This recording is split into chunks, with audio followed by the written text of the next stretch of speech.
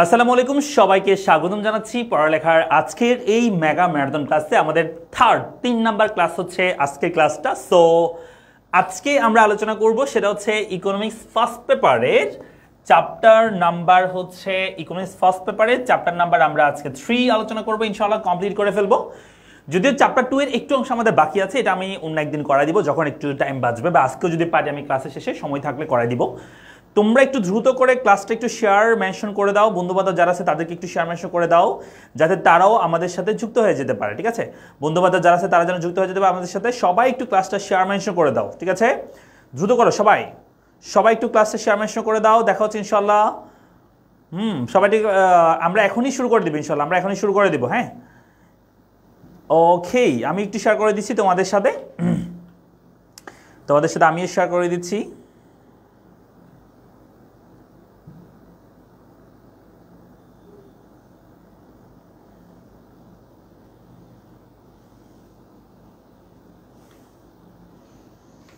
ওকে, so আমরা আমরা হচ্ছে থার্ড নাম্বার ক্লাসে চলে এসেছি। আমি একটু তোমাদের যদি রুটিনটা দেখাই। সো আমরা কিন্তু এই ইকোনমিক্সের উপর ক্লাস নিচ্ছিলাম। হ্যাঁ, ফার্স্ট পার্টের উপর ক্লাস নিয়েছিলাম। আমরা অলরেডি এই দুটো লেকচার কমপ্লিট করেছি, চ্যাপ্টার 1 এবং 4 এবং চ্যাপ্টার 2 আমরা কমপ্লিট করেছি। আজকে আমাদের 3 নাম্বার ক্লাস, যেখানে আমরা আলোচনা করব ফার্স্ট পেপার চ্যাপ্টার নাম্বার 3। ঠিক আছে, সো আমাদের এরপরে পরবর্তী ক্লাস হচ্ছে 22 তারিখ, যেটা সবচেয়ে বেশি আকর্ষণীয় ক্লাস এবং সবচেয়ে বেশি গুরুত্বপূর্ণ ক্লাস, যেটা হচ্ছে কোটি টাকার সাজেশন ক্লাস হবে সেই ক্লাসে, যেটা আমরা 22 তারিখ সন্ধ্যা 7:30 মিনিটে করব। এরপর আমাদের 23 তারিখে আরো 3টা ক্লাস আছে, চ্যাপ্টার 9, চ্যাপ্টার 10 এবং হচ্ছে এমসিকিউ ক্লাস আছে। সো আজকে আমরা হাঁটি করে আমাদের 3 নাম্বার ক্লাসে চলে এসেছি। চ্যাপ্টার 3 আমরা আজকে আলোচনা করব। সো সবাই একটু দ্রুত করে জয়েন করে ফেলো, বন্ধুবান্ধব যারা আছে তাদেরকে শেয়ার মেনশন করে দাও। আমরা আজকে মজা করে চ্যাপ্টার নাম্বার 3 আলোচনা করব। অনেকের কাছে এই চ্যাপ্টারটা অনেক কঠিন মনে হয়। আমি বলি যে চ্যাপ্টারগুলো আছে ইকোনমিক্সে, তার মধ্যে এটা অনেক সহজ একটা অধ্যায়। তুমি জাস্ট একটু যদি চিন্তা করতে পারো, একটু যদি সময় দিতে পারো আমাকে, তাহলেই হবে। জাস্ট একটু সময় দিবা আমাকে, আর কিছু না, একটু সময় দিলেই হবে। হ্যাঁ, সবাই একটু দ্রুত করে জয়েন করো এবং বন্ধুবান্ধব যারা আছে তাদেরকে শেয়ার মেনশন করো। দ্রুত করো, দ্রুত। হ্যাঁ, সবাই একটু দ্রুত করে ফেলো, দ্রুত শেয়ার মেনশন করে দাও। সবাই একটু দ্রুত শেয়ার মেনশন করো।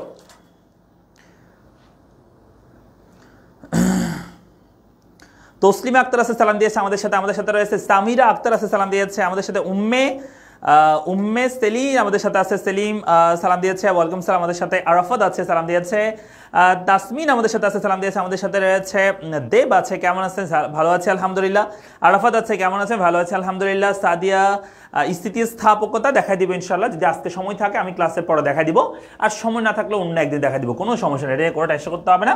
এখানে আরও ক্লাসের সময় আছে, আমি অন্য একদিন দেখা দিব ইনশাল্লাহ। হ্যাঁ, অন্য একদিন দেখা দিব, না পারলে দরকার হলে তোমাদেরকে আমি ভিডিও করে হইলেও দিব, কোনো সমস্যা নাই। ঠিক আছে, জাস্ট তোমরা একটু তোমাদের বন্ধুবান্ধব আছে তাদের একটু শেয়ার মেনশন করে দাও। আচ্ছা, নাই বলতেছে স্যার ভাবির কি অবস্থা? হ্যাঁ, আমার খবর নাই না, ভাবির খবর নাই। হ্যাঁ, দেখছো দুষ্ট প্লাবান। আনিক আছে, আনিক বলছে কেমন আছে স্যার? ভালো আছে আলহামদুলিল্লাহ। তারপর হচ্ছে আতিক আছে, সালাম দিয়েছে। নাবিদ আছে, সালাম দিয়েছে, ওয়েলকাম সালাম। আবিদ আছে, আবিদ সবাই আমার সাথে যুক্ত হয়ে গেছে। হ্যাঁ, সৃজনশীল পেতে আচ্ছা ভাইয়া, কোনটা থেকে কয়টা সৃজনশীল পেতে পারি একটু বলবেন। হ্যাঁ, আমি তো প্রত্যেকটা ক্লাসে বলতেছি, যেমন ফার্স্ট চ্যাপ্টার থেকে আমাদের একটা সিকিউ আসবে, চ্যাপ্টার 4 থেকে 2টা সিকিউ আসবে, এবং চ্যাপ্টার 2 থেকে আমাদের 3টা সিকিউ আসবে মিনিমাম, এবং চ্যাপ্টার 3 যেটা আজকে আমরা আলোচনা করবো, এখান থেকে মিনিমাম 2টা প্রশ্ন আসবে। হ্যাঁ, মিনিমাম 2টা প্রশ্ন আমরা পাবো আজকের এই ক্লাস থেকে, এবং মিনিমাম তোমার 5-6টা এমসিকিউ তো থাকবেই। ঠিক আছে, একটু শেয়ার মেনশন করে দাও সবাই। আমরা কই এখনো 200 জন স্টুডেন্ট হইতে পারতেছে না, একটু শেয়ার করে দাও। ওকে, 200, আমরা 182 জন আছি। আমি চাই 1 মিনিটের মধ্যে 182টা শেয়ার চাই আমি, জাস্ট, আর কিছু না, আর কিছু চাওয়ার নাই। তারপর আমি শুরু করে দিচ্ছি ক্লাস। আমি 1 মিনিটের মধ্যে 182টা শেয়ার চাই, আর কিছু চাই না। এটা আমার চাওয়া পাওয়া। ঠিক আছে, আমি শেয়ার দিতে পারছি মাত্র 60টা।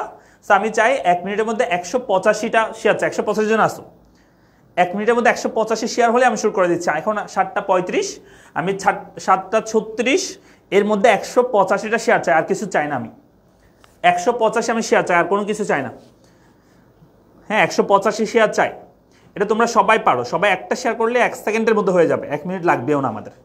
ঠিক আছে, আমরা 185টা শেয়ার চাই 1 মিনিটের মধ্যে। অলরেডি 25 সেকেন্ড ক্রস হয়ে গিয়েছে, অলরেডি 25 সেকেন্ড হয়ে গিয়েছে। হ্যাঁ, 25 সেকেন্ড অলরেডি চলে গিয়েছে। সবাই একটু অলরেডি 25 সেকেন্ড চলে গিয়েছে। আমরা এখনো দেখতে পাচ্ছি আমাদের শেয়ারের সংখ্যা অনেক কম। শেয়ারের সংখ্যা কই? আপনার শেয়ারের সংখ্যা কোথায়? এখনো শেয়ার হচ্ছে 38টা। আমরা 185টা শেয়ার চাই। 36-এর মধ্যে আর 10 সেকেন্ড আছে। 10 সেকেন্ড দ্রুত করো সবাই করো একসাথে শেয়ার করবা।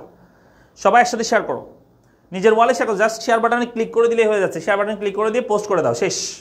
নিজের ওয়ালে শেয়ার করে দাও। 185 শেয়ার চাই আমি 1 মিনিটের মধ্যে। অলরেডি আর 10 সেকেন্ড চলে গেছে। 10 সেকেন্ড চলে গেছে। হ্যাঁ, হতাশ 10 সেকেন্ডে চলে গেছে। এখনো 53টা শেয়ার হয়েছে মাত্র। এখনো 53টা শেয়ার হয়েছে।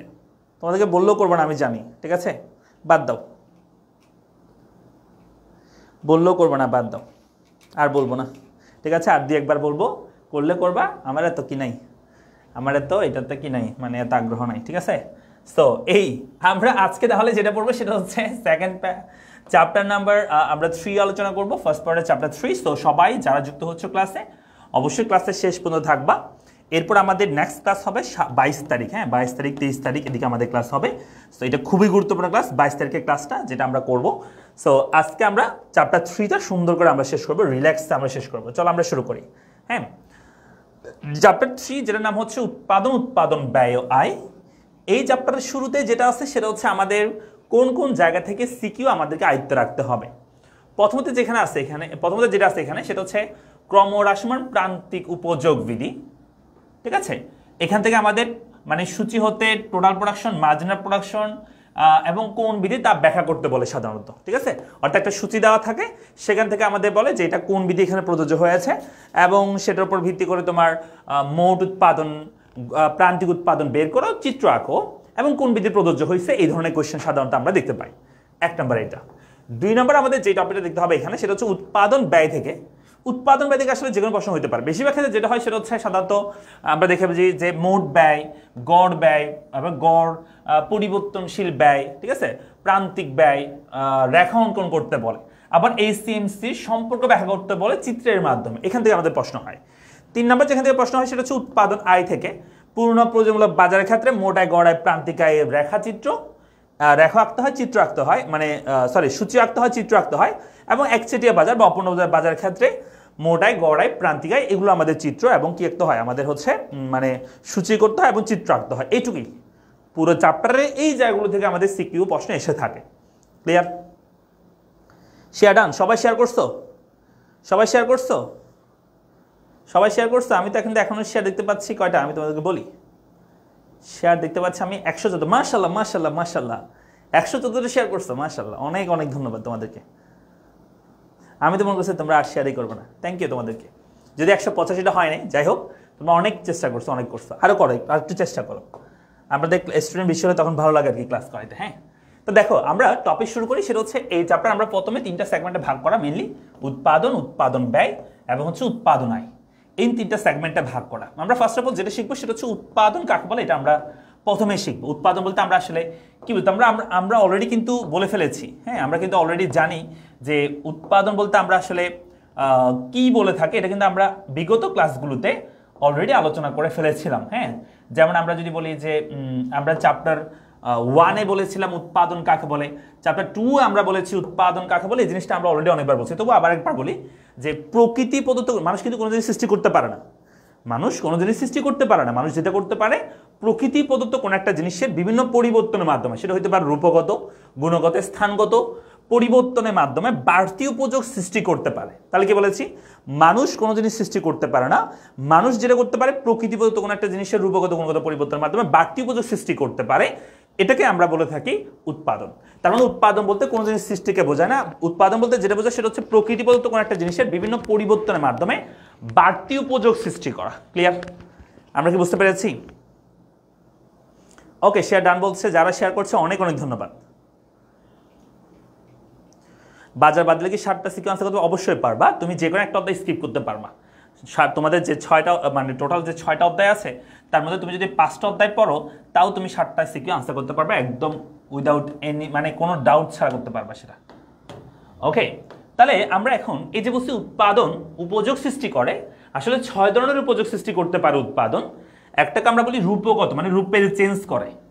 যেমন মনে করো যে আমার কাছে একটা বই আছে, সাপোজ এই যে একটা বই, এই বইটা কি হয়েছে, কাগজ থেকে বই হয়েছে, আবার কাগজটা করতে হয়েছে বাস থেকে হয়েছে। তো বাসটা দেখতে একরকম, বইটা দেখতে অন্যরকম। এটাকে বলা হয় রূপের পরিবর্তন, রূপের চেঞ্জ।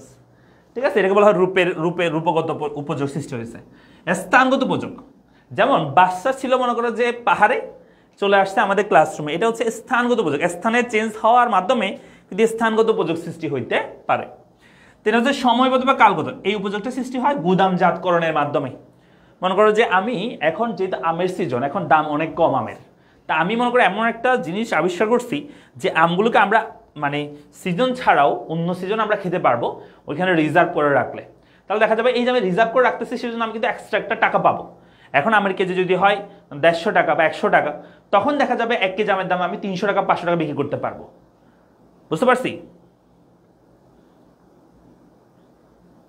ওকে, তারপর আসে এরপর হচ্ছে 4 নাম্বার সেবাগত উপযোগ। সেবাগত মানে হচ্ছে আমরা যে তোমাদেরকে পড়াচ্ছি, এই যে এটা পড়াচ্ছি, এটা হচ্ছে এক ধরনের সেবা দিচ্ছি, এটা এক ধরনের উপযোগ সৃষ্টি করছে। তারপর হচ্ছে সত্যগত উপযোগ। সত্যগত হচ্ছে যখন মালিকানা সত্ত্ব চেঞ্জ হয়, এটা এক ধরনের উপযোগ সৃষ্টি হয়। মনে করো আমি তোমাকে এই যে কলমটা, আমার কাছে যে কলমটা আছে, এই কলমটা আমি তোমাকে 50 টাকা দিয়ে বিক্রি করলাম। কেমন? তুমি এই কলমটা আমার কাছ থেকে কিনছো 50 টাকা দিয়ে, কেনার পরে তুমি এই কলমটা আরেকজনকে তুমি বিক্রি করবা। বলো তো কত দিয়ে বিক্রি করবা? স্যার অবশ্যই আমি এটা, যে একটু বেশি ব্যবসায়ী সে বলবে যে স্যার আমি এটা 100 টাকা দিয়ে বিক্রি করবো, আর যে একটু কম ব্যবসায়ী সে বলবে যে স্যার আমি এটা মিনিমাম 70 টাকা দিয়ে বা 60 টাকা দিয়ে বিক্রি করবো, তাই না? তার মানে অবশ্যই তুমি তার চেয়ে আমার থেকে যে টাকা দিয়ে কিনছো তার চেয়ে বেশি টাকা দিয়ে তুমি বিক্রি করতেছো। এখন প্রশ্ন তোমার কাছে যে তুমি কেন বেশি টাকা দিয়ে বিক্রি করতেছো? এটাই করো, ওই আমাদের ক্লাসের উপরে ডেসক্রিপশনে কি করো, একটা হচ্ছে রেজিস্ট্রেশন ফর্ম, একটা হচ্ছে হোয়াটসঅ্যাপ গ্রুপ। ঠিক আছে, হ্যাঁ হ্যাঁ ওইটার হোয়াটসঅ্যাপ গ্রুপ হবে দিবা। ঠিক আছে, ডেসক্রিপশনে অ্যাড করো, এখন অ্যাড করো। তাহলে কি বলছি, এক নাম্বার হচ্ছে আমাদের এখানে বলছি যে আমাদের যে 50 টাকা তোমাকে আমি বিক্রি করছি, সেটা তুমি যখন বিক্রি করতেছো আরেকজনকে, তখন তুমি 100 টাকাতে বা 70 টাকাতে তুমি বিক্রি করতেছো। এখন তোমার কাছে প্রশ্ন হচ্ছে তুমি কেন বেশি দিয়ে বিক্রি করতেছো? আমি তোমাকে 50 টাকা দিয়ে কর্মটা দিছি, তুমি সেটা নিয়ে জাস্ট আরেকজনকে বিক্রি করছো, কেন তুমি বেশি চাচ্ছ? আনসার হচ্ছে স্যার এই যে আমি 50 টাকা দিয়ে যে জিনিসটা কিনছি, আমি একটা ইনভেস্ট করছি না, এটা যদি আমি আরেকজনকে বিক্রি করি তার মানে তো আমি একটু বেশি দামে লাভ চাইবো। এই যে এইটাই, একটা দ্রব্যের যখন মালিকানা চেঞ্জ হয় তখন এটার মাধ্যমে একটা উপযোগ সৃষ্টি হয়, যেটাকে বলা হয় সত্যগত উপযোগ, মানে মালিকানা সত্ত্ব চেঞ্জ হওয়ার ফলে উপযোগ। কথা বোঝা গেছে? এটাকে আমরা বলি মালিকানা সত্ত্ব চেঞ্জ হওয়ার ফলে উপযোগ হয়েছে, উপযোগ সৃষ্টি হয়েছে। 6 নাম্বার হচ্ছে জ্ঞানগত উপযোগ। হ্যাঁ, জ্ঞানগত উপযোগটা সাধারণত বিজ্ঞাপনের মাধ্যমে হয়। কিসের মাধ্যমে? বিজ্ঞাপনের মাধ্যমে জ্ঞানগত উপযোগ সাধারণত হয়ে থাকে। তোমাদেরকে একটা আমি এখন উদাহরণ দিই, জ্ঞানগত উপযোগের উদাহরণ। সেই উপযোগের উদাহরণটা হচ্ছে আমরা চট্টগ্রামে যারা শিক্ষার্থী আছে, হ্যাঁ চট্টগ্রামে যারা শিক্ষার্থী আছো, এই চট্টগ্রামের শিক্ষার্থীদের জন্য আমরা যেটা আয়োজন করতে চাচ্ছি সেটা হচ্ছে আগামী মানে এই মাসের 30 তারিখে আমরা একটা এক্সাম নিতে যাচ্ছি। যারা ইকোনমিক্সে ভালো বা চাচ্ছ ইকোনমিক্সে একটা এক্সাম দিবা, তাদের জন্য এই এক্সামটা, তবে সেটা এসএসসি 26 সালে যারা শিক্ষার্থী শুধু তারা দিতে পারবে। তো চট্টগ্রামে যারা এসএসসি 26-এর শিক্ষার্থী আছে আমাকে একটু জানাও কমেন্ট বক্সে, যারা চট্টগ্রামের শিক্ষার্থী এবং 26-এর শিক্ষার্থী তারা একটু আমাকে জানাও। এখানে যারা চট্টগ্রামে এবং 26-এর শিক্ষার্থী তারা একটু আমাকে কমেন্ট বক্সে জানাও, আমরা চট্টগ্রামে 26-এর ইয়েস লিখো। যারা চট্টগ্রামের 26-এর শিক্ষার্থী তারা ইয়েস লিখো। আমরা চট্টগ্রামের 26-এর যারা শিক্ষার্থী তাদের জন্য আমরা আয়োজন করতে যাচ্ছি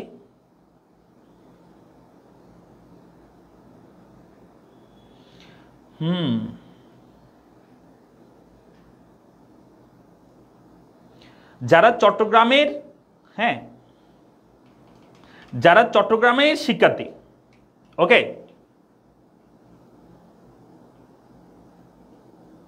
যারা চট্টগ্রামের শিক্ষার্থী আমাকে একটু কমেন্ট বক্সে জানাও কারা কারা আছো। চট্টগ্রামের 26-এর শিক্ষার্থী কারা আছো একটু জানাও, দ্রুত বলবা। চট্টগ্রামের 26-এর শিক্ষার্থী ইয়েস লিখে জানাও সবাই। চট্টগ্রামের 26-এর শিক্ষার্থী যারা আছো ইয়েস লিখে জানাও। চট্টগ্রামের 26-এর শিক্ষার্থী, এটা শুধু 26-এ যারা আছো, এটা শুধু 26-এ যারা আছো তারাই এই সুযোগ পাবা।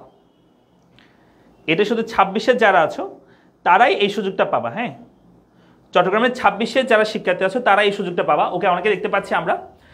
চট্টগ্রামে যারা 26-এর শিক্ষার্থী আছো, এসএসসি 26-এর শিক্ষার্থী আছো, তাদের জন্য আমরা আগামী 30 তারিখ মানে এই মাসে 30 তারিখ আয়োজন করতে যাচ্ছি একটা ইকোনমিক্স অলিম্পিয়াড আমরা আয়োজন করতে যাচ্ছি। হ্যাঁ, এই ইকোনমিক্স অলিম্পিয়াডে আমরা যেটা করব সেটা হচ্ছে ইকোনমিক্স ফার্স্ট পেপার থেকে আমরা কয়েকটা অধ্যায় দিব, সেই অধ্যায়গুলোর উপর তোমাদের একটা এক্সাম নিব। সেই এক্সামে যারা ফার্স্ট সেকেন্ড থার্ড হবে, হ্যাঁ, তাদের জন্য দারুণ মানে গিফট থাকবে। সেটা হচ্ছে যে ফার্স্ট হবে তার জন্য থাকবে একটা আইপ্যাড থাকবে, তার জন্য একটা, যে সেকেন্ড হবে তার জন্য একটা হচ্ছে স্মার্ট ওয়াচ থাকবে, এবং যে থার্ড হবে তার জন্য একটা গিফট বক্স থাকবে। এছাড়াও এখানে যারা পরীক্ষায় অংশগ্রহণ করবে সবার জন্যই, মোটামুটি সবার জন্যই, যারা র্যাঙ্ক করবে তাদের জন্য আমাদের শিক্ষাবৃত্তি থাকবে। শিক্ষাবৃত্তি হচ্ছে আমাদের যে তোমরা যারা পড়ালেখার অফলাইন ব্রাঞ্চে কিন্তু ক্লাস চলছে 26-এর, সো তোমাদের জন্য আমাদের 26-এর জন্য আর কি যে কোর্স আমাদের আছে সেই কোর্সে তুমি কিন্তু ফুল ফ্রি স্কলারশিপ পেয়ে যেতে পারো। 80% স্কলারশিপ মানে 80% স্কলারশিপ, 50% স্কলারশিপ এবং দেখা যাবে 20% স্কলারশিপ, এরকম তুমি পেতে পারো। সো যারা 26-এর শিক্ষার্থী আছো এবং যারা 25-এর আমাদের এখানে যুক্ত আছো, তোমরা একটু তোমাদের ছোট ভাই বোন থাকলে তাদেরকে একটু জানাই দিবা। এটা হবে 30 তারিখ। আমরা এই ভিডিওর কমেন্ট বক্সে এই ভিডিওর ডেসক্রিপশনে আমরা একটা হচ্ছে লিঙ্ক দিয়েছি, রেজিস্ট্রেশন ফর্ম দিয়েছি আমরা। হ্যাঁ, এই ভিডিওর কমেন্ট বক্সে আমরা একটা রেজিস্ট্রেশন ফর্ম দিচ্ছি। হ্যাঁ, ওই ফর্মটা একটু পরে আপডেট তোমরা পেয়ে যাবা এই ভিডিও কমেন্ট বক্সে। সো ওইখানে তোমরা হচ্ছে আমাদের যে গুগল ফর্ম আছে সেটা ফিল আপ করে ফেলবে। যারা চট্টগ্রামে আছে শুধু চট্টগ্রামের শিক্ষার্থীরা পাবা, কই এখনো তো আমরা শুধু চট্টগ্রামের শিক্ষার্থীরা পাবা। হ্যাঁ, সো চট্টগ্রামের শিক্ষার্থীরা হচ্ছে এই সুযোগটা পাবে। 26-এ যারা আছে তারা, সো অবশ্যই তোমরা হচ্ছে রেজিস্ট্রেশন করে ফেলো। উপরে ডেসক্রিপশন বক্সে যে আমাদের লিঙ্ক দেওয়া আছে সেখানে রেজিস্ট্রেশন করবে, এবং একটা হোয়াটসঅ্যাপ গ্রুপের লিঙ্ক আছে সেখানে তোমরা অ্যাড হয়ে যাবো হোয়াটসঅ্যাপে বিস্তারিত জানার জন্য। আগামী 30 তারিখ অর্থাৎ এই মাসে 30 তারিখ আমাদের সেই অলিম্পিয়াডটা হবে। সো এটা হচ্ছে এক ধরনের বিজ্ঞাপন, এটাকে আমরা বলি জ্ঞানগত বোঝ। এটাতে তুমি কি শিখতেছো? আমি তোমাদেরকে বললাম যে দেখো আমাদের এরকম একটা অলিম্পিয়াড হবে যেখানে যারা ভালো করবে তারা আইপ্যাড পাবে, তারা স্মার্ট ওয়াচ পাবে, গিফট বক্স পাবে, পাশাপাশি শিক্ষাবৃত্তি পাবে। হ্যাঁ, দেখা যাবে ফুল ফ্রিতে তারা পড়াশোনা করতে পারবে। যারা ভালো স্টুডেন্ট তাদের জন্য আমরা এটা রাখবো। সো এটা হচ্ছে একটা জ্ঞানগত উপযোগ আমি সৃষ্টি করছি, যে তোমাদেরকে আমি একটা শিখাইলাম, যে তোমাদের আমি একটা বিষয় সম্পর্কে জানাইছি, এটা বলা হয় জ্ঞানগত। তোমাদের একটা জ্ঞান ছিল না এটা সম্পর্কে, তোমাদের আমি সেটা জানলাম, এটাকে বলা হয় জ্ঞানগত উপযোগ সৃষ্টি। তো আমরা উৎপাদন তাহলে কি বলবো? 6 ধরনের উপযোগ সৃষ্টি করতে পারে। মুখস্থ আমার সাথে রূপগত, স্থানগত, সময়গত, কালগত, সেবাগত, সত্যগত, জ্ঞানগত। ওকে, এগুলো করতে হবে। শুধু 26-এ যারা আছে তারা, যারা 25-এর শিক্ষার্থী আমার সাথে যুক্ত আছে, তোমরা একটু তোমাদের ছোট ভাই বোন যারা আছে তাদেরকে জানা দিবা। যারা চট্টগ্রামে আছে, হ্যাঁ, যারা চট্টগ্রামের শিক্ষার্থী তাদের জন্য, শুধু চট্টগ্রামের 26-এর শিক্ষার্থীদের জন্য এটা, চট্টগ্রামের 26-এর শিক্ষার্থীর জন্য আমাদের এই কি হবে, ইকোনমিক্স অলিম্পিয়াডটা হবে। ওকে, এটা সম্পর্কে বিস্তারিত আমরা কালকে পরশুর মধ্যে একদম পোস্ট করে দিব সবকিছু বিস্তারিত। তোমাদেরকে এক্সাম্পল শুনে বলে দিলাম আর কি। তারপর চলে আসি, এই যে আমরা বলছি উৎপাদনটা আসলে মানে আমরা কোনো জিনিস যদি উৎপাদন করতে চাই তাহলে আমাদের সাথে অন্যায় করলেন। কেন অন্যায় হবে? কেমনই তুমি তো মোবাইল ফোন পেয়ে গেছো। হ্যাঁ, তুমি তো আমাদের পড়ালেখা থেকে কেমনই কিন্তু আমাদের পড়ালেখা যে কি হয়েছিল এবারে এসএসসি 25-এর স্পেশাল মডেল টেস্ট হয়েছে, সেখানে কিন্তু কত হয়েছে, কেমনই থার্ড হয়েছে। থার্ড হয়ে কিন্তু সে আমাদের মোবাইল ফোন বিজেতা হয়েছে। ফার্স্ট যে হয়েছে সে পেয়েছে আমাদের আইপ্যাড, আমাদের ম্যাকবুক পেয়েছে। সেকেন্ড যে হয়েছে সে আইপ্যাড পাইছে। থার্ড হচ্ছে মোবাইল ফোন পেয়েছে, সেটা হচ্ছে কে? কেমনই। হ্যাঁ, সো তুমি তো পেয়ে গেছো। 26-এ যারা আছে তাদেরকে একটু জানাই দাও। এবার 26-এ যারা আছে তাদেরকে একটু জানাই দিবা। ওকে, তাহলে আমরা যেটা বলছিলাম, উৎপাদনের উপকরণ হচ্ছে 4টা, মানে আমরা 4টা জিনিস দিয়ে কোনো জিনিস উৎপাদন করতে পারি। এই গরমটা আমি যদি উৎপাদন করতে চাই, আমার 4টা জিনিসের প্রয়োজন হবে। 1, ভূমি, শ্রম, মূলধন এবং হচ্ছে সংগঠন। তাহলে উৎপাদনের উপকরণ কয়টি? 4টি। ভূমি, ল্যান্ড, লেবার, ক্যাপিটাল, অর্গানাইজেশন। ওকে, সো আবার আধুনিক কালে এই আধুনিক অর্থনীতিবিদরা আরেকটা জিনিসকে আমাদের পঞ্চম উৎপাদন উপকরণ হিসেবে আমাদেরকে চিহ্নিত করেছে বা এটা বলেছে, সেটা হচ্ছে প্রযুক্তি, টেকনোলজি। কারণ এখন বর্তমানে টেকনোলজির উপর কিন্তু সবকিছু ডিপেন্ড করতেছে। হ্যাঁ, আচ্ছা, যারা পরে যুক্ত হয়ে আছে একটু ক্লাসে শেয়ার করে দিও, কেমন ভাইয়ারা বোনেরা, একটু ক্লাসে শেয়ার করে দিও পরে যারা যুক্ত হয়ে আছো। এটা কিন্তু উদাহরণও পাশাপাশি বিজ্ঞাপনও ছিল। ঠিক আছে রিয়াদ? ওকে, তাহলে আমরা বুঝতে পারলাম যে উৎপাদন উপকরণ হচ্ছে 4টা, ভূমি, শ্রম, মূলধন, সংগঠন। চলে আসি এরপর আমরা এখন এগুলো সম্পর্কে বিস্তারিত দেওয়া আছে। এখন আমি এগুলো বিস্তারিত পড়াচ্ছি না, জাস্ট তোমাদেরকে সংজ্ঞাটা বলতেছি যে ভূমি বলতে আমরা সাধারণত যেটা বুঝি যে আমরা এই যে আমাদের ভূপৃষ্ঠ মাটি, হ্যাঁ, সেটাকে আমরা ভূমি বলে থাকি। কিন্তু স্পেশালি ইকোনমিক্স বলতেছে যে ভূমি বলতে শুধু ভূপৃষ্ঠকে বোঝায় না। আবার বলতেছি, ইকোনমিক্স বলতেছে ভূমি বলতে শুধু ভূপৃষ্ঠকে বোঝায় না, ভূমি বলতে যেটা বোঝায় সেটা হচ্ছে প্রকৃতি প্রদত্ত এমন একটা মানে প্রকৃতি প্রদত্ত জিনিস হবে যেটা মানুষের কি করবে, যে উৎপাদন কাজে সহযোগিতা করবে, মানুষের মালিকানা এবং নিয়ন্ত্রণে এসে, সেটাকে আমরা বলি ভূমি। যেমন আমরা বলতে পারি যে মনে করো আমরা সূর্যের আলো থেকে সৌর বিদ্যুৎ উৎপাদন করতেছি, তাহলে সেক্ষেত্রে আমাদের ভূমিটা হবে সূর্যের আলো। আমি যদি বলি আমরা হচ্ছে সমুদ্র থেকে মাছ সংগ্রহ করব, মাছ ধরবো আমরা, তাহলে আমার জন্য ভূমি হচ্ছে সেই সমুদ্রটা। আমি যদি বলি যে আমরা হচ্ছে তোমার ফসল উৎপাদন করবো, তাহলে সেক্ষেত্রে মাটি হচ্ছে আমার জন্য ভূমি। মনে করো আমি নদীর পানির স্রোতকে কাজে লাগিয়ে বিদ্যুৎ উৎপাদন করতে, সেক্ষেত্রে আমার জন্য হবে নদীর পানি হচ্ছে আমার জন্য ভূমি। আমি মনে করো যে বাতাসের সাহায্যে আমরা টারবাইন দিয়ে, ওই যে বড় বড় পাখা দেখছে না, 3টা পাখা এরকম ঘুরে, ওই টারবাইনের সাহায্যে আমরা বিদ্যুৎ উৎপাদন করবো, সেক্ষেত্রে বাতাসটা হচ্ছে আমার জন্য ভূমি। তার মানে ভূমি বলতে ভবিষ্যৎ না, ভূমি বলতে প্রকৃতি প্রদত্ত সেসব জিনিস যেগুলো মানুষের মালিকানা এবং নিয়ন্ত্রণে এসে অর্থ উপার্জন করে থাকে, সহযোগিতা করে থাকে, সেগুলোকে আমরা কি বলে থাকি, ভূমি বলে থাকি। ক্লিয়ার?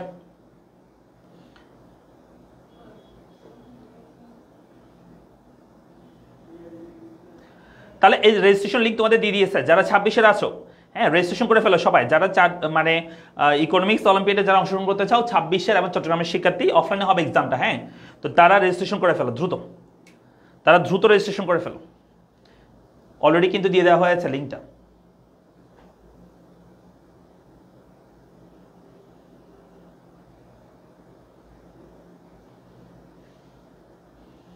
আমরা কি বুঝছি? Okay fine.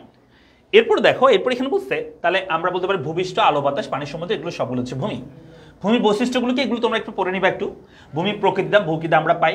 ভূমির যোগান সীমাবদ্ধ, এটা গুরুত্বপূর্ণ। ভূমির যোগান সীমাবদ্ধ মানে হচ্ছে ভূমির যোগান চাইলে আমরা বাড়াতে পারি না। হ্যাঁ, আমি যদি চাই ভূমির দাম আমি 10 টাকা দিব, তাহলে ভূমি একটা মনে করো। ভূমি যদি দাম আমি 20 টাকা দিই, তাও যোগান একটা। 30 টাকা দিলে তাও কত, যোগান একটা। কেমন? ভূমির যোগান চাইলে বাড়ানো যায় না।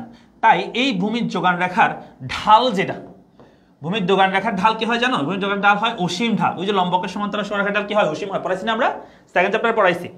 এরপরে পরীক্ষা আসতে পারে ভূমির মানে লম্বকের সমান্তরাল মানে ভূমির যোগানের স্থিতিস্থাপকতা, মানে এটা পরীক্ষা আসতে পারে। ভূমির যোগানের স্থিতিস্থাপক এটাকে আমরা বলে থাকি, এটার স্থিতিস্থাপক হবে শূন্য স্থিতিস্থাপকতা। কেমন? ঢাল যেটা হবে তার বিপরীতটা হয় লম্বকার। এই দুটো রেখার ক্ষেত্রে আমি একটু লিখে দিচ্ছি। একটা হচ্ছে ঢাল 4 ধরনের রেখাটা, 4 ধরনের রেখাটা মনে রাখবে। একটা হচ্ছে ভূমিমাপ লম্ব, বাম থেকে ঊর্ধ্বগামী, নিম্নগামী, ভূমিমাপকের সমান্তরাল, লম্বকের সমান্তরাল। উল্টোগামী হলে পজিটিভ ঢাল, নিম্নগামী হলে নেগেটিভ ঢাল, ভূমিমাপকের সমান্তরাল হলে শূন্য ঢাল, লম্বকের সমান্তরাল হলে অসীম ঢাল হয়। ঢাল হচ্ছে এটা, এগুলো হচ্ছে ঢাল। আর স্থিতিস্থাপকতা যদি বলি, এগুলো লাগবে না। এগুলো ঊর্ধ্বগামী যদি হয় তাহলে স্থিতিস্থাপকতা সাধারণত পজিটিভ হয়, আর নিম্নগামী যদি হয় সেক্ষেত্রে স্থিতিস্থাপকতা নেগেটিভ হয়, সেম। আর এই ভূমিমাপকের সমান্তরাল হলে স্থিতিস্থাপকতা যেটা হবে সেটা হবে অসীম স্থিতিস্থাপকতা। আর লম্বকের সমান্তরাল হলে ঢাল হয় অসীম, কিন্তু স্থিতিস্থাপকতা যেটা সেটা হবে শূন্য স্থিতিস্থাপকতা। এই 4টা জিনিস একটু মনে রাখবে, হ্যাঁ। ঢালের ক্ষেত্রে একদম ভূমিমাপকের সমান্তরাল হলে একদম সমান জায়গা হলে তাহলে কোনো ঢাল থাকবে, ঢাল কোনো থাকবে না, তাহলে ঢাল হয় শূন্য। আর লম্বকের সমান্তরাল হলে ঢাল কি হবে, অসীম হবে, যেহেতু এটা এত বেশি খাড়া যে তুমি মানে কারণ করতে পারতেছো না, এরকম খাড়া, সেজন্য এটা ঢাল অসীম। আর স্থিতিস্থাপকতা হচ্ছে তার বিপরীত, যেটা ভূমিমাপকের সমান্তরাল, ঢাল যদি শূন্য হয়, ভূমিমাপকের সমান্তরাল হলে স্থিতিস্থাপকতা কি হবে, অসীম হবে। লম্বকের সমান্তরাল হলে ঢাল যদি অসীম হয়, লম্বকের সমান্তরাল হলে আমাদের স্থিতিস্থাপকতা কি হবে, শূন্য হবে। কেমন? তো পরীক্ষা আসতে পারে যে ভূমির যোগানের স্থিতিস্থাপকতার মান কেমন। ও আচ্ছা, এটাকে আবার এভাবে বলা হয়, এটাকে আমরা বলতে পারি সম্পূর্ণ বা বিশুদ্ধ স্থিতিস্থাপক চাহিদা। হ্যাঁ, বিশুদ্ধ বা সম্পূর্ণ স্থিতিস্থাপক চাহিদা, বিশুদ্ধ বা সম্পূর্ণ স্থিতিস্থাপক চাহিদা বলা হইতে পারে। যে ভূমির যোগান হচ্ছে সম্পূর্ণ বা বিশুদ্ধ স্থিতিস্থাপক চাহিদা, এটাও বলা যেতে পারে। তেন এবার ভূমির ক্ষেত্রে উর্বরতা শক্তির পার্থক্য আছে। হ্যাঁ, ভূমি এক জায়গায় এক উর্বর, দেখা যাবে যে নদীর পাড়ে যে ভূমি সেই উর্বরতা এবং দূরের একটা জমি উর্বর কিন্তু সেম না। ক্রমরসায়ন প্রাণী উৎপাদন কার্যকর হয় এই এটাই আমরা দেখবো এই চ্যাপ্টারে একটু পরে। সো ভূমির স্থানান্তর যোগ্য না, মানে ভূমিকে চাইলে আমরা এক জায়গা থেকে অন্য জায়গায় একসাথে অন্য জায়গায় নিয়ে যেতে পারি না, ঠিক আছে? পারি? আমি যদি চাই যে সূর্যের আলো বাংলাদেশে ভালো লাগতেছে অন্য দেশে নিয়ে যাই, পারবো না। তারপর হচ্ছে ভূমির চিরস্থায়ী, ভূমিকে তুমি মারো কাটো ঘুষি মারো লাথি মারো যাই মারো, ভূমিকে তুমি নষ্ট করতে পারবে না। তুমি সূর্য নষ্ট করতে পারবা, তুমি বাতাস নষ্ট করতে পারবা, কিছু করতে পারবে না। হ্যাঁ, তারপর হচ্ছে ভূমির যোগান দাম নেই, মানে ভূমির জন্য আমরা প্রকৃতিকে কোনো কিছু দিই না। ভূমির আদিম মানে আগে থেকে, অক্ষয় যেটা কখনো শেষ হবে না এরকম ক্ষমতা আছে, এটা বলছে। আর ভূমি পারিশ্রমিক হচ্ছে খাজনা, আমরা ভূমি ব্যবহারের জন্য ভূমি মালিককে কি দিয়ে থাকি, খাজনা দিয়ে থাকি। ক্লিয়ার? বুঝতে পারছি আমরা? ওকে, তাহলে এই জিনিসটা একটু মনে রাখবা, ঢালটা কেমন, স্থিতিস্থাপকতা কেমন, একটু মনে রাখবা, ঠিক আছে? এরপরে চলে আসি আমরা। এরপর আমরা যেটা করবো সেটা হচ্ছে শ্রম, শ্রম মানে হচ্ছে যেটাকে আমরা লেবার বলে থাকি। সো শ্রম মানে হচ্ছে উৎপাদন কাজে নিয়োজিত মানুষের শারীরিক এবং মানসিক সকল কর্মকর্তাকে আমরা কি বলি? শ্রম বলি। শ্রম আর শ্রমিকের মধ্যে পার্থক্য আছে। শ্রম হচ্ছে যে কাজ করে, আর শ্রমিক হচ্ছে যে কাজ করে সে, আর শ্রম মানে হচ্ছে ওই কাজটা, তার কাজটাকে আমরা শ্রম বলে থাকি। কেমন? এটা মনে রাখবা। শ্রমের বৈশিষ্ট্য, এখানে বলছে শ্রমের বৈশিষ্ট্য। শ্রম জীবন্ত বলে, এটা জীবন আছে, ভূমির কিন্তু জীবন নাই। শ্রম ক্ষণস্থায়ী, শ্রমকে আমরা চাইলে রিজার্ভ করে রাখতে পারি না। পারবো? এই যে তোমাদেরকে আমি যদি আজকে না পড়াইতাম, আমি হয়তো ঘুমাইতাম, এই সময়টাকে আমি আর পাইতাম তোমাদেরকে পড়ানোর জন্য? পাইতাম না। এটা জীবনের সবচেয়ে গুরুত্বপূর্ণ সময় তোমাদের। হ্যাঁ, তারপর হচ্ছে শ্রম গতিশীল উপাদান। শ্রম কি? গতিশীল। শ্রমকে আমরা চাইলে এক জায়গাতে অন্য জায়গায় নিয়ে যেতে পারবো, কিন্তু ভূমিকে নিয়ে যেতে পারতাম না। কিন্তু শ্রমকে আমরা পারবো এক জায়গাতে অন্য জায়গায় নিয়ে যেতে। 4 নাম্বার, শ্রমের দর কষাকষির ক্ষমতা আছে, অর্থাৎ শ্রমিকের দর কষাকষি করার জন্য সে কাজ করবে কি করবে না সেটা নিয়ে দর কষাকষির ক্ষমতা আছে। তারপর হচ্ছে শ্রমের যোগান সময় সাপেক্ষ, চাইলে শ্রমের যোগান বাড়ানো সম্ভব না। আমি যদি বলি বাংলাদেশে 16 কোটি মানুষ আছে, এখন কত কোটি? 16 কোটি মানুষ আছে। এখন আমি বললাম যে কালকে আমার 20 কোটি মানুষ লাগবে, আমি কোনো একটা ব্যবসা করতেছি, এখন একটা আমি কি করতেছি, আমি কোনো একটা ব্যবসা বা কোনো একটা আমি হচ্ছে তোমার কি বলতে পারে যে আমার একটা ফ্যাক্টরি আছে, সেখানে আমার 20 কোটি মানুষ লাগবে। তো রাতারাতি কি 16 কোটি 20 কোটি মানুষ বানানো যাবে? যাবে না। কারণ এটা হওয়ার জন্য তোমার অনেক সময় প্রয়োজন আছে। যারা 16 কোটি আছে তারা বিয়ে শাদী করবে, বাচ্চা কাচ্চা হবে, সেগুলো বড় হবে, তারপরে তো জনসংখ্যা বাড়বে না। এটা। তারপর হচ্ছে 6 নাম্বার, শ্রম সক্রিয় উপকরণ, মানে শ্রম হচ্ছে নিজে নিজে কাজ করতে পারে, তাকে বলে দিতে হয় না, বা কিছু জিনিস তাকে দেখা যাবে নিজে নিজে কাজ করতে পারে, কিন্তু অন্যগুলো সেটা পারে না। এটা বলছে সক্রিয় উপকরণ। আর শ্রমের পারিশ্রমিক হচ্ছে মজুরি, যে শ্রম দিয়ে আমাকে টাকা মাথায় দিতে হবে, মজুরি দিতে হবে, শেষ। এরপর আস্তে আস্তে আমাদের হচ্ছে মূলধন। মূলধন মানে কি? মূলধন হলো উৎপাদিত অংশ, যা বর্তমানে ভোগের জন্য ব্যবহৃত না হয়, ভবিষ্যৎ উৎপাদনে কি হয়? ব্যবহৃত হয়। তাহলে কি বলছে? মূলধন হলো উৎপাদনের উৎপাদিত অংশ, যা বর্তমানে ভোগের জন্য ব্যবহৃত না হয়, ভবিষ্যতে অধিকতর উৎপাদনে কি হয়? ব্যবহৃত হয়। একটা এক্সাম্পল নাও, মনে একজন কৃষক এই বছর 100 মণ ধান উৎপাদন করলো।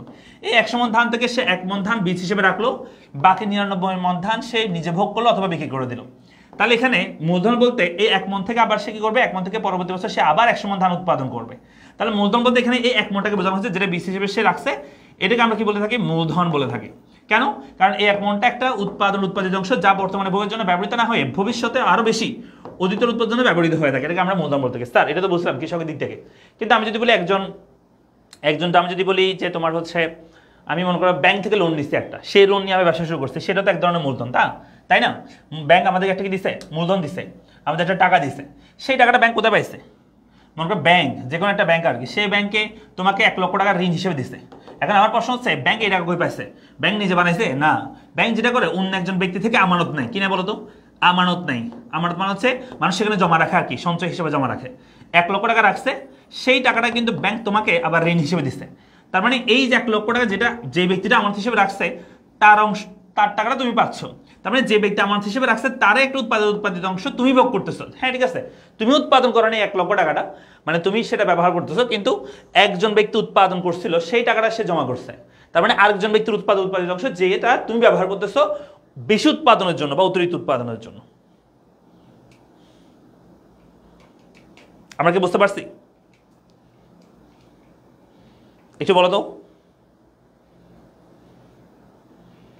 স্যার। 2x বললে বুঝি না, একটু আস্তে বলেন, একটু দ্রুত বলতেছি আর কি। তোমরা এগুলো তো থিওরি পড়া, আমি আস্তে আস্তে বললে তোমরা তো ডিমোটিভেট হয়ে যাও। তোমরা দেখা যায় ক্লাসের মধ্যে দুজনে থাকো না, তা আমাদের ভালো লাগে না। ক্লাসে স্টুডেন্ট বেশি থাকলে তখন মজা লাগে ক্লাস নিয়ে, বুঝছো? তোমাদের একটু শেয়ার করতে বলে তো করো না, কি করবো আর। তাহলে মূলধন উৎপাদনশীল, মানে মূলধন আমরা হচ্ছে মূলধন দিয়ে আমরা হচ্ছে কোনো জিনিস উৎপাদন করতে পারি। মূলধন অতি শ্রমের ফল, মূলধন সঞ্চয়ের ফল, মূলধন চিরস্থায়ী নয়, তার মানে মূলধন চিরদিন তোমার হাতে থাকবে না। মূলধন ভবিষ্যতে আয় সৃষ্টি করে। মূলধন গতিশীল, মানে মূলধনকে চাইলে আমরা এক জায়গায় অন্য জায়গায় নিয়ে যেতে পারবো। আর মূলধনের পারিশ্রমিক হচ্ছে সুদ। ওই যে তুমি যদি মূলধন কারো কাছ থেকে মূলধন নাও, তাহলে তোমাকে দিতে হবে, সুদ দিতে হবে। ওই যে ব্যাংক থেকে তুমি যদি মূলধন নাও, তোমাকে দিতে হবে, ব্যাংকের জন্য সুদ দিতে হবে। ক্লিয়ার? এর প্রসেসে সংগঠন হচ্ছে এই যে আমরা 3টা নাম বলছি, ভূমি, শ্রম, মূলধন, সংগঠন। এই যে ভূমি, শ্রম, মূলধন, এই 3টা থাকলে কিন্তু উৎপাদন হবে না। এই 3টাকে একত্রিত করে একজন মানুষকে এটা পরিচালনা করতে হবে। পরিচালনা করলে তখনই কিন্তু উৎপাদন হবে। তাহলে উৎপাদন উপকরণ ভূমি, শ্রম, মূলধনকে উৎপাদন কাজে নিয়োগ করে কোনো সুনির্দিষ্ট লক্ষ্য অর্জন করার যে প্রচেষ্টা, সেটাকে আমরা বলে থাকি সংগঠন। ওকে, তাহলে এটা একটা ব্যক্তি করবে। তাহলে সংগঠন একটা বিশেষ ধরনের শ্রম। এই সংগঠিত করা কিন্তু সবার দ্বারা হয় না। সংগঠিত তারাই করতে পারে যাদের মধ্যে একটা এক্সট্রা কোয়ালিটি থাকে, তারাই করতে পারে সংগঠিত করা। ধরুন বলছে জীবন্ত উপকরণ। শ্রমে একটা জীবন আছে, জীবন্ত উপকরণ। এটার মূল কাজ হচ্ছে পরিচালনা করা বা তত্ত্বাবধান করা। মুনাফা অর্জন হচ্ছে একটা ফার্মের বা একটা প্রতিষ্ঠানের সবসময় মূল লক্ষ্য থাকে ব্যবসা প্রতিষ্ঠানের মুনাফা অর্জন করা, পাশাপাশি জনকল্যাণ করা, তাদের একটা উদ্দেশ্য থাকে। যাবতীয় ঝুঁকি বহন করে থাকে কিন্তু এই সংগঠক, যারা সংগঠিত করে তারা। অন্যান্য যে উপাদানগুলো বলছে আমরা ভূমি, শ্রম, মূলধন, তারা কিন্তু কোনো কি করে না, কোনো তোমার হচ্ছে ভূমি মানে সরি ঝুঁকি গ্রহণ করে না। তাহলে এখানে বলছে সংগঠনের পারিশ্রমিক হচ্ছে মুনাফা, মানে সংগঠনের পারিশ্রমিক মুনাফা, অর্থাৎ সংগঠিত যে করবে তাকে আমাদের করতে হবে মুনাফা দিতে হবে। যদি আমি করি তাহলে আমি মুনাফা পাবো, আর যদি অন্য কাউকে আমরা সেই দায়িত্ব দিই তাহলে সেই মুনাফা পাবে। তাহলে সংগঠনের পারিশ্রমিক কি বলো? মুনাফা। আমরা কি বুঝছি? পারবো? তাহলে শেষ, আমাদের থিওরিটিক্যাল পড়াটা শেষ। এখন আমরা চলে আসি মূল টপিকে, সেটা হচ্ছে উৎপাদন অপেক্ষক আমরা পড়ব। আচ্ছা, তোমাদেরকে আমি গত ক্লাসে আমরা চাহিদা অপেক্ষক, যোগান অপেক্ষক পড়াইছি। যেমন চাহিদা অপেক্ষক মানে কি ছিল? যে চাহিদা যেই বিষয়ের উপর নির্ভর করে, আমি যদি বলি এক্স দ্রব্যের চাহিদা নির্ভর করে থাকে function of P x, x দ্রব্যের দামের উপর, ভোক্তার আয়ের উপর, রুচির উপর, অভ্যাসের উপর, হ্যাঁ অভ্যাসের উপর, সময়ের উপর, ক্রেতার সংখ্যার উপর, গভর্নমেন্টের ভূমিকার উপর, অ্যাডভার্টাইজমেন্টের উপর, হ্যাঁ এরপর হচ্ছে সম্পূর্ণ দ্রব্যের দামের উপর, এইসব বিষয়ের উপর হচ্ছে কোনো দ্রব্যের চাহিদা ডিপেন্ড করা থাকে। এইটাকে বলা হয় একটা চাহিদা অপেক্ষক, যেখানে কিছু স্বাধীন চলকের উপর অধীন চলক একটা নির্ভরশীলতার সম্পর্ক। তাহলে অপেক্ষক মানে কি? স্বাধীন চলকের উপর অধীন চলকের যে নির্ভরশীলতার সম্পর্ক তার কারণে অপেক্ষক বলে, ঠিক আছে? আর চাহিদা অপেক্ষক মানে হচ্ছে এক বাক্যে স্বাধীন চলকের উপর কোনো দ্রব্যের চাহিদা যে নির্ভরশীলতার সম্পর্ক তার কারণে চাহিদা অপেক্ষক বলে। আর উৎপাদন অপেক্ষক মানে কি? উৎপাদন অপেক্ষক হচ্ছে এরকম, আমি যদি বলি কোনো দ্রব্যের উৎপাদনের পরিমাণ, সেটা হচ্ছে কোয়ান্টিটি, উৎপাদনের পরিমাণ ডিপেন্ড করে থাকে চারটা জিনিসের উপর: ল্যান্ড, লেবার, ক্যাপিটাল, অর্গানাইজেশন, ঠিক আছে? এই চারটা জিনিসের উপর আমাদের উৎপাদনের পরিমাণ ডিপেন্ড করে। তাও এটাকে বলা হয় একটা উৎপাদন অপেক্ষক, যেখানে মানে যে এই চারটা উৎপাদন উপকরণের উপর উৎপাদনের পরিমাণের যে নির্ভরশীলতার সম্পর্ক, এগুলো কি উৎপাদন উপকরণ না? এই উৎপাদন উপকরণের উপর উৎপাদনের পরিমাণের যে নির্ভরশীলতার সম্পর্ক তার গাণিতিক প্রকাশকে আমরা বলি উৎপাদন অপেক্ষক বলে থাকি। ক্লিয়ার? সো এখানে আমি যদি বলি এখানে ল্যান্ড মানে এল এর নিচে ল্যান্ড থেকে, কারণ দুইটা যদি এল নিতাম তাহলে কনফিউজ হয়ে যেতাম। আর এল মানে হচ্ছে লেবার, এখানে ক্যালিক্সে ক্যাপিটাল, হ্যাঁ মূলধনকে আমরা কি বলি? এই যে মূলধন, এই মূলধনকে আমরা কে দ্বারা প্রকাশ করে থাকি।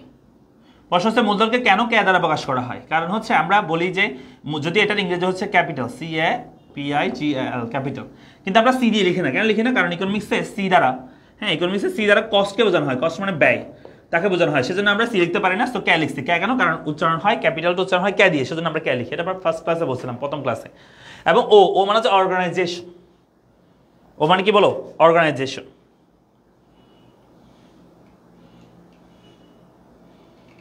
আমরা কি বুঝছি? এটার কোনো সাজেশন তোমরা পেয়ে যাবে, সাজেশন পেয়ে যাবে এখানে এটার উপর একটা হোয়াটসঅ্যাপ গ্রুপ আছে, হ্যাঁ একটা হচ্ছে নোট শেয়ার হোয়াটসঅ্যাপ গ্রুপ আছে। ওই গ্রুপে তোমরা হচ্ছে কি পেয়ে যাবা, যে এই ক্লাসের PDF তুমি পেয়ে যাবে। আর যেটা বলছিলাম 26-এ যারা শিক্ষার্থী আছো এখানে আমার সাথে, চট্টগ্রামের শিক্ষার্থী যারা চট্টগ্রাম শহরে এসে এক্সাম দিতে পারবা, হ্যাঁ তোমরা কিন্তু আমাদের উপর একটা কি আছে, আমাদের ইকোনমিক্স অলিম্পিয়াড হবে 30 তারিখ আগামী মাসের, সেটা তোমরা রেজিস্ট্রেশন করে ফেলো। উপরে ডেসক্রিপশনে ফর্মের লিঙ্ক আছে। কয়টা সৃজনশীল করে SSC 25 জন্য পড়াবো ভাই, একটু ধৈর্য ধরো। আমরা সৃজনশীলগুলো সলভ করবো হচ্ছে কখন জানো? ওই যে আমাদের নেক্সট ক্লাসে 22 তারিখে যে ক্লাসটা হবে সেখানে আমি সব কিছু তোমাদের দেখাই দিব। এখন আমরা বেসিক ক্লিয়ার করতেছি আমাদের, আগে বেসিকটি না করলে সৃজনশীল দিয়ে যেটা পড়াচ্ছি সেটা কখনোই পরীক্ষা আসবে না, ঠিক আছে? যে প্রশ্ন হচ্ছে এই প্রশ্নের মধ্যে তোমাদের যেটা আমি হুবহু পড়াচ্ছি, যে প্রশ্ন দেওয়া যে সলভ করতেছি সেটা হুবহু আসবে না, বুঝা গেছে? তাহলে আমরা বলছিলাম উৎপাদন অপেক্ষকের কথা। সো উৎপাদন অপেক্ষক তাহলে বুঝতে পারছো আশা করি, এই যে এটা হচ্ছে একটা উৎপাদন অপেক্ষক, সরি এটা হচ্ছে একটা উৎপাদন অপেক্ষক। এখন এই উৎপাদন অপেক্ষককে অর্থনীতিবিদরা একটু সিম্পলিফাই করছে, উৎপাদকের অর্থনীতি একটু সিম্পলিফাই করে এখান থেকে দুইটা জিনিসকে বাদ দিছে, বাদ দিয়ে LAN এবং হচ্ছে ও, এই দুটো তারা বাদ দিয়েছে, এটা এবং এটা বাদ দিয়েছে, বাদ দিয়ে এটাকে সিম্পলিফাই করে শুধুমাত্র L এবং কে রাখছে। প্রশ্ন স্যার কেন? প্রথম ব্যাখ্যা হচ্ছে মনে করা হয় প্রত্যেকটা প্রতিষ্ঠানের ল্যান্ড এবং অর্গানাইজেশন পর্যাপ্ত পরিমাণে থাকে এবং এগুলোর উপর তেমন বেশি উৎপাদনের পার্থক্য হয় না, তো এগুলোকে বাদ দিছে। 2 নাম্বার হচ্ছে আমরা যখন একটা চিত্র আঁকি তখন আমাদের দুইটা অক্ষ থাকে, এক্স অক্ষ আর ওয়াই অক্ষ। তো আমরা যদি একটা এক্স অক্ষ যদি ল্যান্ড ধরি এবং ওয়াই অক্ষ যদি আমরা ক্যাপিটাল ধরি, তো আমরা দুইটা নিয়ে কাজ করতে পারি। আমাদের 4টা অক্ষ থাকে না যে আমরা কাজ করতে পারবো 4টা ভেরিয়েবল নিয়ে, সেজন্য এটাকে করা হয়েছে যে সিম্পলিফাই করা হয়েছে, মানে সহজ করা হয়েছে।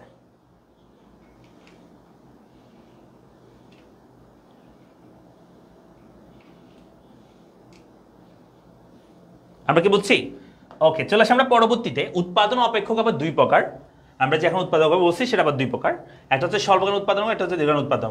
আর এই দুটো বোঝার জন্য তোমাদের একটা বিষয়বস্তু হবে, সেটা হচ্ছে আমরা যে উপকরণ বলতেছি ভূমি, শ্রম, মূলধন, সংগঠন, এর মধ্যে কিছু উপকরণ হচ্ছে স্থির উপকরণ। প্রথমে তোমাকে বুঝতে হবে স্থির উপকরণ কি, স্থির উপকরণ। আর হচ্ছে পরিবর্তনশীল পরিবর্তনশীল বা পরিবর্তনীয় উপকরণ। প্রথম আমি কথা বলি স্থির উপকরণ কি, তারপর পরিবর্তনশীল উপকরণ কি। শোনো, স্থির উপকরণ মানে হচ্ছে যে উপকরণটা স্থির থাকে। যেমন আমি মনে করো আমরা চা বানাবো সাপোজ। তো চা বানানোর জন্য আমাদের মনে করো একটা কেটলি লাগবে বা একটা আমাদের ডেক্সি লাগবে, তাই তো?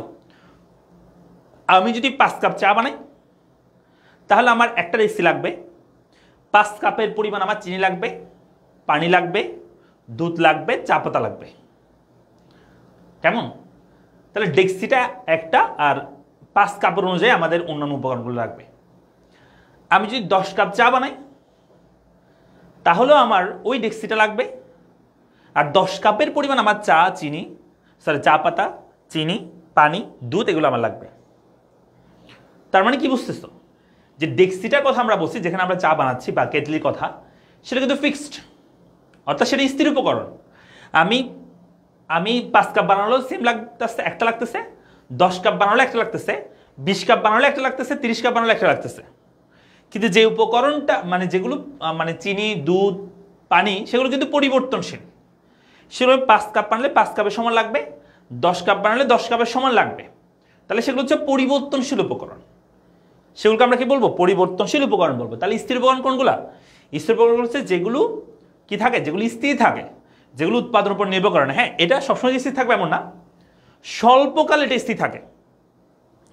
আমরা মনে করো যে 5 কাপ, 10 কাপ, 20 কাপ, 30 কাপ বানাচ্ছি, ওই একটা রেসিপি ঠিক আছে।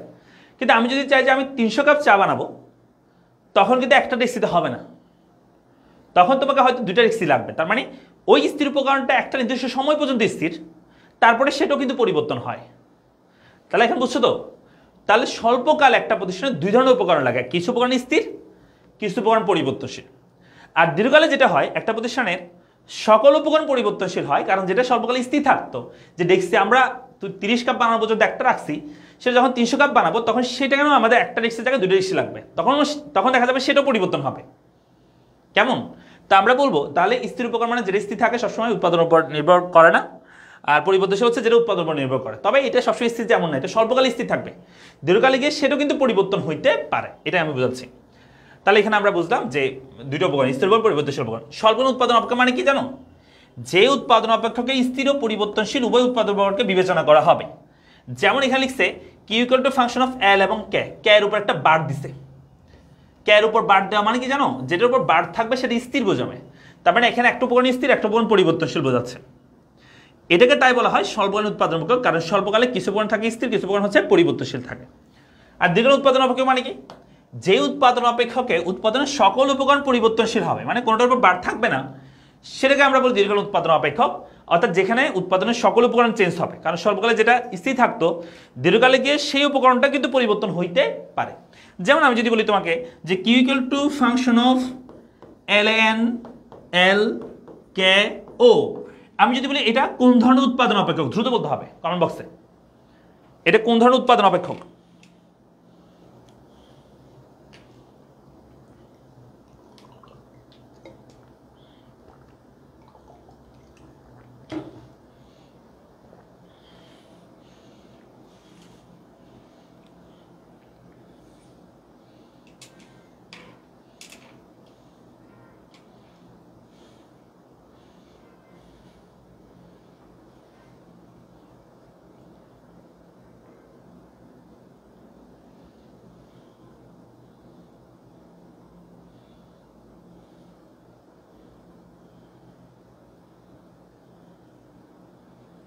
এটা হচ্ছে দীর্ঘকালীন, কারণ এখানে সকল উপকরণ চেঞ্জ হচ্ছে।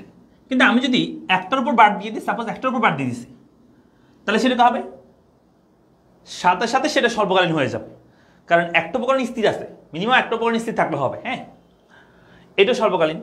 আবার যদি আমি 2টো উপকরণের উপর বার দিই, তাও স্বল্পকালীন। 3টার উপর বার দিলে তাও স্বল্পকালীন। আচ্ছা, যদি আমি 4টার উপর বার দিয়ে দিই, তাহলে সেটা কি হবে? 3টা উপকরণ পর্যন্ত ঠিক আছে, 3টাই যদি আমি বাদ দিয়ে দিচ্ছি, তো সেটাও স্বল্পকালীন। কিন্তু আমি যদি 4টার উপর বাদ দিয়ে দিই, সেটা কোনকালীন হবে?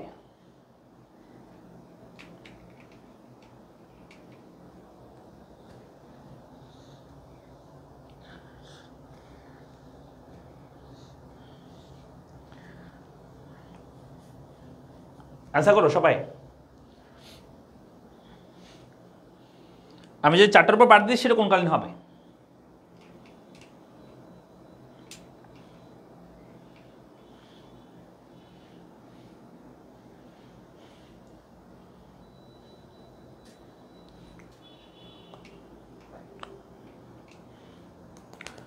এই পোলাপান বলো।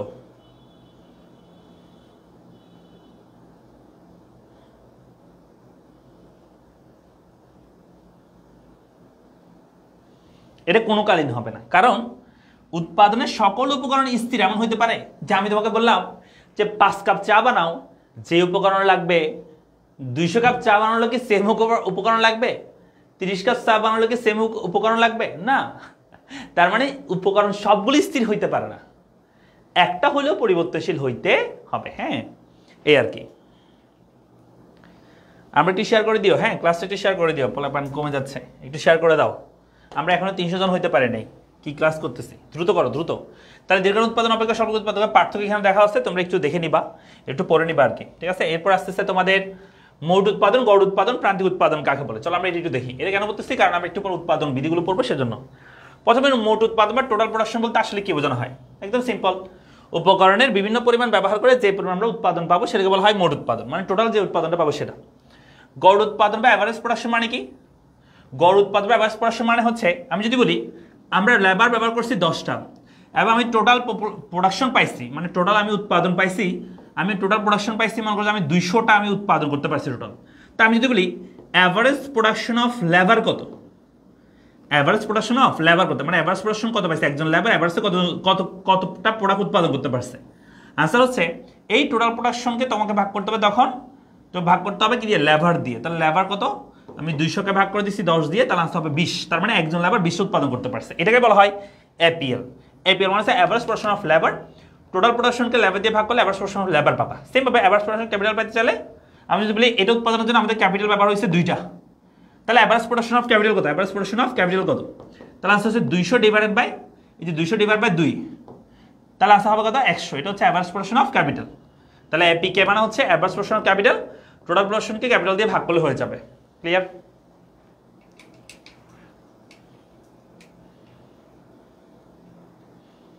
আমরা কি বুঝেছি?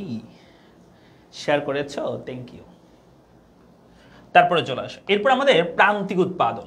সেম, প্রান্তিক উৎপাদন মানে হচ্ছে আমাদের টোটাল প্রোডাকশনের পরিবর্তনকে টোটাল লেবারের পরিবর্তন দ্বারা ভাগ করতে হবে, তাহলে আমরা মার্জিনাল প্রোডাকশন অফ লেবার পাবো। এগুলো আসলে সিম্পল। আমি যদি বলি আমরা লেবার ব্যবহার করছি 1 জন, সেখান থেকে বেড়ে হয়েছে 2 জন, টোটাল প্রোডাকশন যেটা ছিল সেটা ছিল প্রথমে ছিল 10, সেখান থেকে বেড়ে মনে করো যে 20 হয়েছে। আমি যদি বলি এই যে 2 নাম্বারটা, এই যে মার্জিনাল প্রোডাকশন অফ লেবার কত, সেটা হবে টোটাল প্রোডাকশনের পরিবর্তনকে টোটাল লেবারের পরিবর্তনে ভাগ করতে হবে। টোটাল প্রোডাকশনের পরিবর্তন কত? আগে ছিল 10 হয়েছে 20, তাহলে 20 থেকে 10 বের করতাম, ওই যে আমরা উপযোগ করছি না, মনে আছে না সেকেন্ড চ্যাপ্টারে? তাহলে 20 মাইনাস 10, এটা হচ্ছে টোটাল প্রোডাকশনের পরিবর্তন। টোটাল লেবারের পরিবর্তন কত? 20 থেকে 2 থেকে 1 বের করতে, তাহলে 2 মাইনাস 1, তাহলে আনসার হবে কত? উপরে হবে 10, নিচে হবে 1, 1 কে 10 দিয়ে ভাগ করলে আনসার হবে 10। এটা হচ্ছে আমাদের marginal production of labour. Same ভাবে marginal production of capital same, total প্রোডাকশনের পরিবর্তনকে টোটাল ক্যাপিটালের পরিবর্তনে ভাগ করতে হবে। এগুলো জাস্ট সূত্র মনে রাখা, আমরা সূচিতে করলে তখন এত পেশাল নাই, এত ঝামেলা নাই, আমরা ইজিলি করে ফেলতে পারবো সূচিতে। হ্যাঁ, দেখাই দিব সেটা।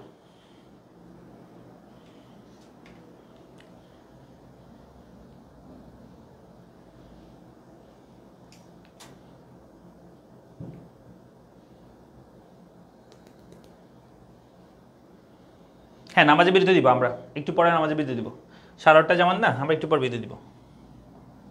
তারপরে চলো এরপর বলছে উৎপাদন বিধি। হ্যাঁ, উৎপাদন বিধিগুলো আমরা একটু বলি। উৎপাদন বিধি বলতে আমরা কি পরিমাণ আমরা উৎপাদন উপকরণ নিয়োগ করতেছি, বা বলতে পারি কি পরিমাণ আমরা ব্যয় করতেছি, সে অনুযায়ী আমার উৎপাদন আয়টা কেমন, সেটাকে বলা হয় উৎপাদন বিধি। অর্থাৎ আমাদের সে অনুযায়ী আমাদের উৎপাদনটা কেমন সেটা, অর্থাৎ উৎপাদন ব্যয়ের তুলনায় দ্রব্য উৎপাদনের পরিমাণ অনুপাত জানা যায় যে বিধিতে, তাকে আমরা বলি উৎপাদন বিধি বলে থাকি। এই উৎপাদন বিধি আবার 2 প্রকার, স্বল্পায়ন উৎপাদন বিধি, দীর্ঘায়ন উৎপাদন বিধি। স্বল্পায়ন উৎপাদন বিধি মানে কি? ওই যে আমরা বলছি Q equal to function of L এবং কে, মানে একটার উপর বার থাকবে, কিছু পরিমাণ স্থির কিছু পরিমাণ পরিবর্তনশীল হবে স্বল্পকালের ক্ষেত্রে। হ্যাঁ, এই বিধিগুলোর ক্ষেত্রে দেখবা তুমি কিছু পরিমাণ স্থির কিছু পরিমাণ কি আছে পরিবর্তনশীল হবে।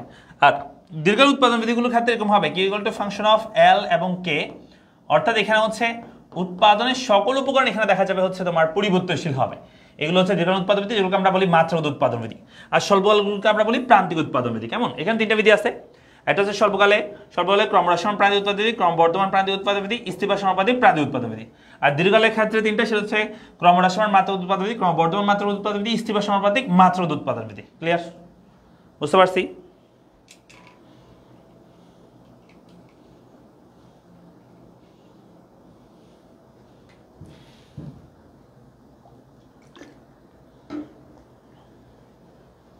বোর্ড কোয়েশ্চেন পড়ালে ভালো হতো, সেটা তো আমি জানি। হ্যাঁ, সেটা আমি ভালো করেই জানি। আগে বেসিক ঠিক করো, আমরা হচ্ছে সেগুলো পড়াবো আগামী ক্লাসে, অর্থাৎ আগামী 22 তারিখ সন্ধ্যা 7:30 মিনিটে আমরা বোর্ড কোয়েশ্চেন সলভ করবো। তখন আমি দেখবো তুমি কত কাবিল। ঠিক আছে? আগে বেসিক ঠিক করো, কারণ শর্টকাট কোনো ওয়ে নাই। তুমি সৃজনশীল পড়ে তুমি কখনো সিকিউর আনসার, এমসিকিউর আনসার করতে পারবে না। তোমাকে বেসিক সব ঠিক রাখতে হবে, বুঝতে হবে।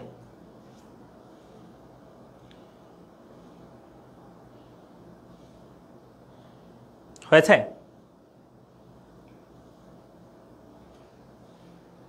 ভাই ধীরে ধীরে পড়ান, কিছু বুঝি না। আর যে বলে স্যার জোরে জোরে পড়ান, এখন আমি কই যাইতাম? আমার বলো, আমি তো এখন আমাকে তো একটা স্ট্যান্ডার্ড ফলো করে আগাইতে হবে। আমি ধীরেও বাড়াইতে পারতেছি না, আবার জোরও বাড়াইতে পারতেছি না বেশি। এই চ্যাপ্টার স্কিপ করলে কোনো প্রবলেম হবে? ইস্যু তুমি তো 26-এ না? ইস্যু তুমি আর স্কিপে কেন চলে গেছে তাড়াতাড়ি?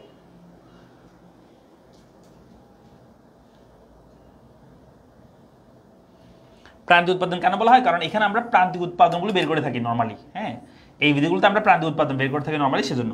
আর এগুলোর ক্ষেত্রে এগুলোকে মাত্রাগত বলা হয়, কারণ উৎপাদনের সকল উপকরণ যখন চেঞ্জ হয় সেগুলোকে বলা হয় উৎপাদনের মাত্রাগত চেঞ্জ। সেজন্য আমরা এখানে মাত্রাগত উৎপাদন বিধি বলি এগুলোকে। তবে সেখানে প্রান্তিক উৎপাদন বের করতে হয় না। হ্যাঁ, সেজন্য আর কি আমরা মাত্রাগত উৎপাদন বিধি বলি।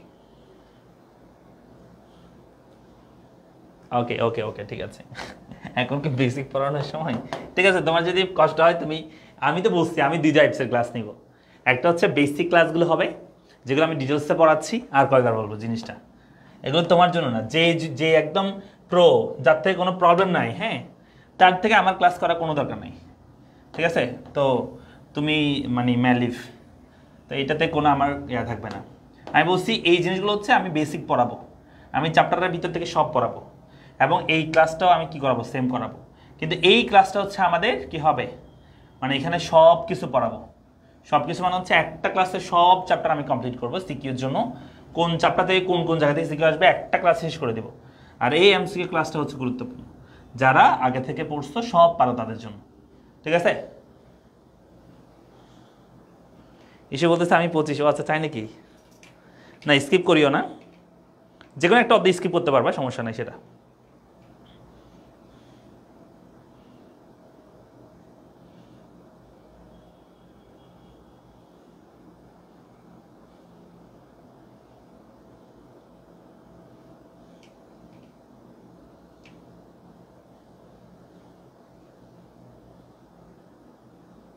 আমরা কি বুঝছি?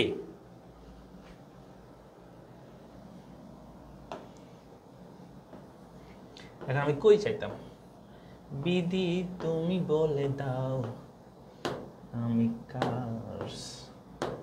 বলো, বুঝছো এখন? এগুলো বুঝছো?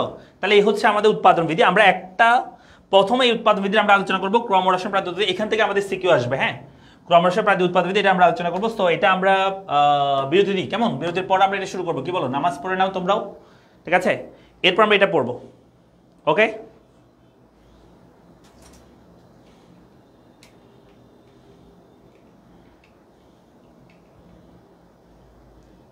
ওকে, তাহলে আমরা হচ্ছে ক্লাস একটু বিরতি দিচ্ছি। আমরা হচ্ছে বিরতি থাকবে, ক্লাসে বিরতি, সেটা হচ্ছে বিরতি। বিরতি হচ্ছে 8টা কত পর্যন্ত দিব? 8:45। আচ্ছা, 8:50 পর্যন্ত নাও, 8:50।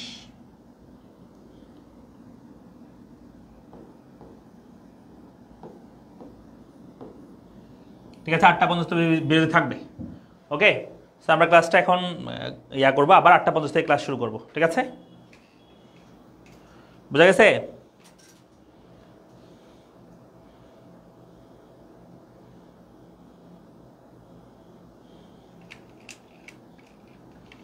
ওকে, ঠিক আছে ঠিক আছে ঠিক আছে, আমরা তাহলে শেষ করি। সবাই নামাজের প্রিপারেশন নাও, নামাজ পড়ো, এরপর হচ্ছে একটু ফ্রেশ হও, খাওয়া দাওয়া করা দরকার হলে কিছু, তারপর আমরা শুরু করতেছি। ওকে, থ্যাংক ইউ সবাইকে। আসসালামু আলাইকুম। আমরা 8:50 শুরু করবো ক্লাস।